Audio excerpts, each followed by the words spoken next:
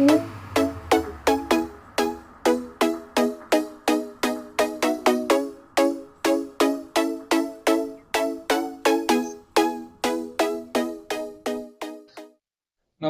మిత్రులారా, నేను మీ సురేష్.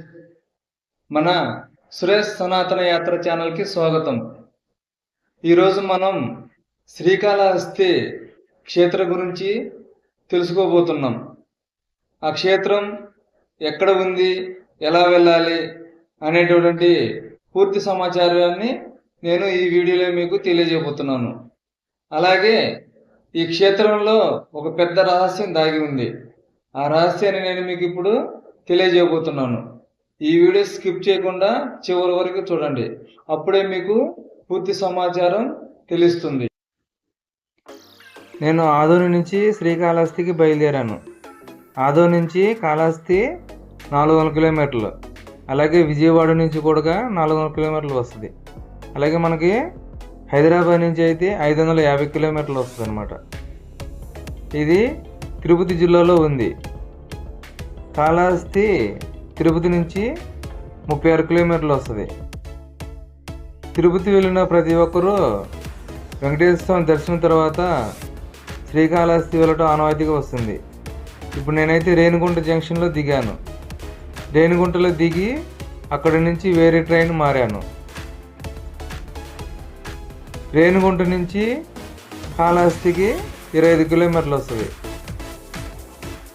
బస్సులు కూడా చాలానే ఉన్నాయి. మనం బస్సుకు కూడా వెళ్ళచ్చు రేణిగుంట నుంచి కాళహస్తికి.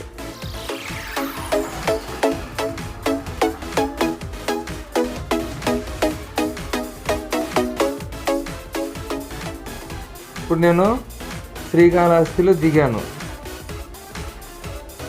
కాళహస్తి రైల్వే స్టేషన్ నుంచి గుడికి వెళ్ళడానికి ఆటో ఎక్కి బయలుదేరాను.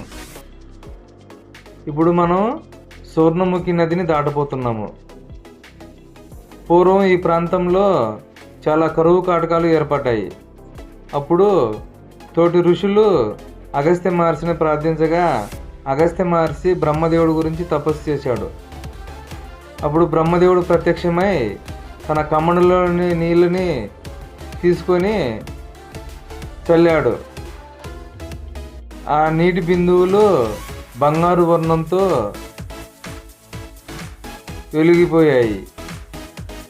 అందువల్ల ఈ నదికి సువర్ణముఖి నది అని పేరు వచ్చిందనమాట. సువర్ణ అనగా బంగారం, ముఖి అనగా కాంతి అనే పేరు వస్తుందన్నమాట.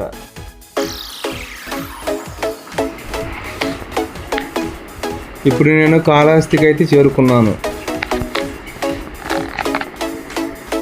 భారతదేశంలో ఉన్న అనేక శైవ క్షేత్రాల్లో అత్యంత విశిష్టమైన పుణ్యక్షేత్రం శ్రీకాళహస్తి.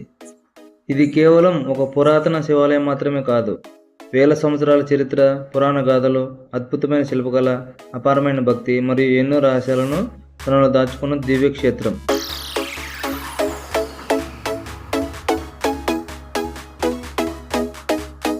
ఇక్కడ మనకి కనిపిస్తున్నది భక్త కన్నప్ప ఆలయం. ఎక్కడైనా సరే భగవంతుడు కొండపైన ఉండి భక్తుడు కింద ఉంటాడు. కానీ ఇక్కడ భక్తుని పైన కూర్చోబెట్టి భగవంతుడు కింద ఉన్నాడు. ఇదే ఈ ఆలయం యొక్క విశిష్టత.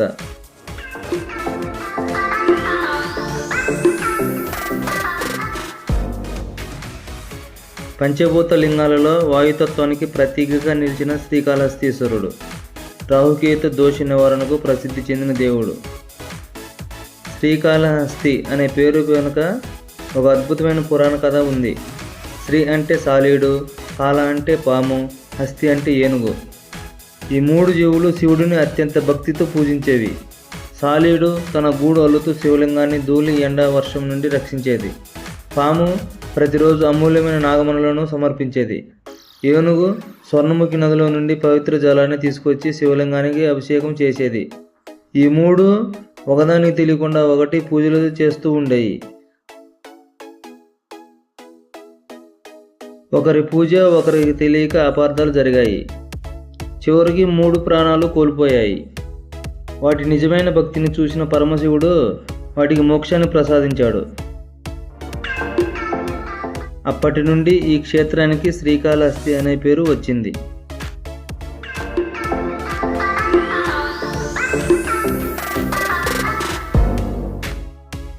ఇక్కడ మనం కుబేరుడు ప్రతిష్ఠించినటువంటి శివలింగాన్ని దర్శించుకోవచ్చు.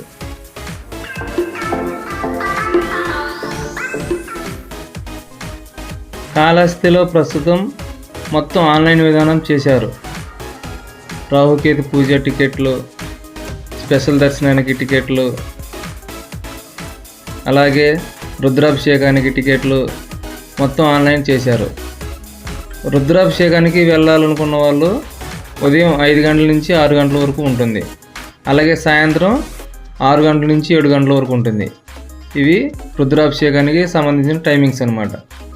అలాగే రాహుకేతు పూజకి సంబంధించిన టైమింగ్స్ వచ్చేసి ఉదయం 6 గంటల నుంచి సాయంత్రం 6 గంటల వరకు చేస్తూనే ఉంటారు. ఇక్కడ చూడండి, ఇక్కడ వచ్చేసి గుడికి సంబంధించిన అతను టికెట్ బుక్ చేసి ఇస్తున్నారు అనమాట.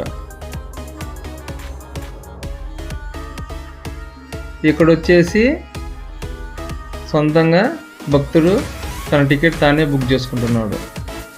Self service. పక్కన ఉన్న అతను గుడికి సంబంధించిన అతను హెల్ప్ చేస్తున్నాడు అతనికి. ఇక్కడ భక్తులకు ఇంకొక ముఖ్యమైన విషయం ఏమిటంటే, సెల్ ఫోన్లు ఫస్ట్ కౌంటర్లో పెట్టి వచ్చి ఇక్కడ టికెట్ బుక్ చేసుకోవడానికి ప్రయత్నిస్తున్నారు. కానీ మనకి సెల్ ఫోన్ ఉంటేనే ఇక్కడ టికెట్ బుక్ అవుద్ది అనమాట. ఫస్ట్ టికెట్ బుక్ చేసుకొని తర్వాత సెల్ ఫోన్లు కౌంటర్లో పెట్టుకోవాలి. ఇది వచ్చేసి మనకి వాట్సాప్ నెంబర్ గుడికి సంబంధించినవి. ప్రసాదాలు కూడా మనం వాట్సాప్లోనే బుక్ చేసుకోవాలి. మొత్తం ఆన్లైన్ సేవ. ఇది ప్రతి ఒక్కరూ గుర్తుపెట్టుకోండి. ఇక్కడ మనం గోశాలను కూడా సందర్శించవచ్చు. నక్కీరర్ కవికి శ్రీకాళహస్తికి చాలా గొప్ప సంబంధం ఉంది. మదురైలో ఒకసారి పాండ్యరాజు ఒక ప్రశ్నకు సమాధానం చెప్పిన కవికి బహుమతి ప్రకటించాడు. ఒక పేద కవి ఆ బహుమతిని పొందలేక బాధపడుతుండగా శివుడు అతనికి సహాయం చేయడానికి కవి రూపంలో వచ్చి ఒక పద్యం ఇచ్చాడు. ఆ పద్యంలో అమ్మవారి కురులకు సహజంగానే సువాసన ఉంటుందని భావం ఉందని చెబుతారు. ఆ పద్యాన్ని రాజు ఆస్థానంలో చదివినప్పుడు ఆస్థాన ప్రధాన కవి అయిన నక్కీరర్ ఆ పద్యంలో తప్పు ఉందని అభ్యంతరం చెప్పాడు. శివుడు కవి రూపంలోనే నక్కీరర్తో వాదించాడు. కానీ నక్కీరర్ తన పాండిత్యంపై ఉన్న గర్వంతో తన అభిప్రాయం మార్చుకోలేదు. చివరకు శివుడు తన నిజ రూపాన్ని వెల్లడించి 3వ కన్నును చూపించాడు. అయినా నక్కీరర్ తన వాదనను వదలలేదు. దాంతో శివుడు నక్కీరర్కు శాపం ఇచ్చాడు. ఆ శాపం కారణంగా ఆయనకు కుష్ఠవ్యాధి వచ్చింది. తన తప్పును గ్రహించిన నక్కీరర్ శివుని క్షమించమని ప్రార్థించాడు. అప్పుడు శివుడు కైలాసాన్ని దర్శించినప్పుడు నీ వ్యాధి నయమవుతుందని చెప్పాడు. నక్కీరర్ కైలాస దర్శనం కోసం ఉత్తర దిశగా ప్రయాణం ప్రారంభించాడు. కాళహస్తి సమీపానికి చేరుకునే సమయానికి అలసిపోయి ఒక చెట్టు కింద విశ్రాంతి తీసుకుంటున్నాడు. అప్పుడు వినాయకుడు ప్రత్యక్షమయ్యి, ఊరి పిచ్చివాడా, కైలాసం అంటే అక్కడ ఎడ ఉన్న కైలాసం కాదు, ఇదే కాళహస్తిలో ఉన్నటువంటి దక్షిణ కైలాసం. ఈ రాజగోపురాన్ని, శిఖర దర్శనాన్ని నీవు దర్శించు అనేసి చెప్పాడు.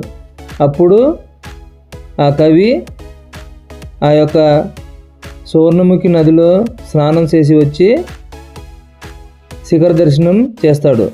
అప్పుడు ఆయన కుష్ఠవ్యాధి నయమవుతుంది. అలాగే దూర్జటికి కాళహస్తికి కూడా చాలా గొప్ప సంబంధం ఉంది. ఆయన రచించిన గ్రంథాలలో శ్రీకాళహస్తీశ్వర మహాత్మ్యం, శ్రీకాళహస్తీశ్వర శతకం ఇవి గొప్ప గ్రంథాలు. కాళహస్తిలో మనం మొదటగా దర్శించుకోవాల్సింది పాతాళ గణపతిని. ఈ గణపతిని దర్శించుకుంటే మనం కాళహస్తి యొక్క పరిపూర్ణమైన యాత్ర చేసినట్టు అవుతుందన్నమాట. ఈయన సకల విఘ్నాలు తొలగించేటటువంటి గణపతి. ఈయన కింద అడుగున ఉంటాడనమాట. ఆయన కాడికి వెళ్ళేటప్పుడు కిందికి మెట్లు చాలా కిందికే దిగాల్సి వస్తుంది. ఆ అనుభూతి చాలా అద్భుతంగా ఉంటుంది. మీరు కాళహస్తి వెళ్ళినప్పుడు తప్పకుండా పాతాళ గణపతిని దర్శించుకొని ఆ తర్వాతే శివుని దర్శించుకోండి. నేను వీడియో మొదట్లో కాళహస్తి గురించి ఒక పెద్ద రహస్యం చెప్తానని చెప్పాను కదా, అదే ఈ రహస్యం. ఈయన పేరే రోమస మహర్షి. ఈయన గురించి చెప్తాను, వినండి. ఒకానొకప్పుడు బ్రహ్మదేవుడికి కించిత్ గర్వం ఏర్పడుద్ది, నేనే దీర్ఘాయుష్మంతుని కదా అనేసి. అప్పుడు విష్ణు భగవానుడు బ్రహ్మగారి యొక్క కించిత్ గర్వాన్ని తీసివేయడానికి ఆయన్ను భూలోకానికి తీసుకుని వస్తాడు. భూలోకంలో ఒక మహర్షి తపస్సు చేస్తూ ఉంటాడు. ఆయన పక్కన కొన్ని వెంట్రుకలు కుప్పగా ఉంటాయి. ఆయన శరీరం నిండా కూడా వెంట్రుకలు ఉంటాయి. అప్పుడు బ్రహ్మదేవుడు ఆ మహర్షిని ఇలా అడిగాడు, ఎవరు నువ్వు, ఏంటి ఈ వెంట్రుకలు అని. అప్పుడు ఆ మహర్షి నాకు ముక్తి కావాలి అని అడిగినప్పుడు విష్ణుమూర్తి ఈ విధంగా చెప్పాడు, నువ్వు తపస్సు చేసుకో, నీ శరీరం మీద ఉన్న వెంట్రుకలు మొత్తం రాలిపోయినప్పుడు నీకు ముక్తి కలుగుతుంది అని. ఆ వెంట్రుకలు ఎప్పుడు రాలిపోతాయి అంటే ఒక్కొక్క బ్రహ్మ ఆయుష్ ఒక్కొక్క వెంట్రుక ఊడిపోతుంది అనేసి చెప్తారు అన్నమాట. అలా ఊడిపడ్డాయే ఈ వెంట్రుకల కుప్ప. దీన్ని బట్టి అర్థమైంది కదా, ఆయన వయసు ఎంతో, ఒక బ్రహ్మ ఆయుష్కి ఆయనకి ఒక వెంట్రుక రాలిపోతుంది అనమాట. అర్థమైంది కదా. కాబట్టి కొన్ని కోట్ల కోట్ల కోట్ల సంవత్సరాల నుంచి ఆయన ఇప్పటికీ శ్రీకాళహస్తిలో తపస్సు చేసుకుంటున్నాడు. ఇప్పటికీ కొన్ని కోట్ల కోట్ల సంవత్సరాల నుంచి కాళహస్తిలోనే గుడి దర్వాజా కింద సూక్ష్మ రూపంలో తపస్సు చేసుకుంటూ ఉన్నాడు. కాబట్టి గుడికి వెళ్ళే భక్తులు ప్రతి ఒక్కరూ గుర్తుంచుకోవాల్సిన విషయం ఏంటంటే, గుడికి లోపలికి వెళ్ళేటప్పుడు దర్వాజా మీద కాలు పెట్టకుండా దాన్ని దాటి వెళ్ళండి. దర్వాజాలు అనేవి మహర్షులకు, ఋషులకు ప్రతీక. చూశారు కదా ఫ్రెండ్స్, శ్రీకాళహస్తి క్షేత్రం గురించి పూర్తి చరిత్ర ఎక్కడ ఉంది, ఎలా వెళ్ళాలి, అందులోని రహస్యాలు మొత్తం తెలుసుకున్నారు కదా. ఈ వీడియో నచ్చితే లైక్ చేయండి, షేర్ చేయండి. ఇటువంటి మరిన్ని ఆధ్యాత్మిక వీడియోల కోసం తప్పకుండా సబ్స్క్రైబ్ చేయండి. ఓం నమః శివాయ.